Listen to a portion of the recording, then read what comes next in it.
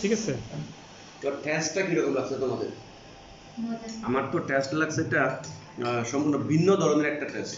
এর আগে তো আমরা অনেক ধরনের স্যুপ খেয়েছি, অনেক ধরনের স্যুপ খেয়ে যে টেস্টটা পেয়েছি, এখানে কিন্তু নতুনত্ব কিছু আছে টেস্টের মধ্যে। মনে হচ্ছে এটা তো আমাদের এই যে রসনা বিলাস, এটা আপনি স্যার আপনি বলছেন যে এটা ফ্যাট হবে না, আমি কিন্তু বুঝতেছি যে আসলে এটা এই ফ্যাট এখানে মাইনাস থাকবে এবং হেলদি ফুড হবে, এটাই আমার মনে হচ্ছে। আরেকটা হচ্ছে আমরা এই জিনিসটাতে স্যার কি কি উপাদান আছে?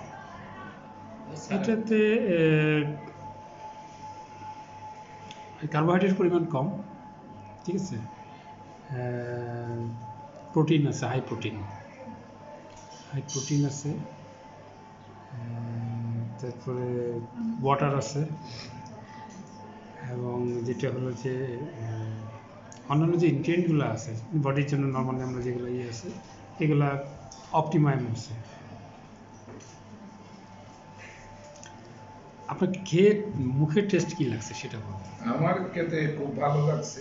আমার কিন্তু মনে হয়েছে যে মুরগি জাতীয় মনে হয়েছে, মুরগির স্বাদ যেই রকম সেই রকমই আমার মনে হয়।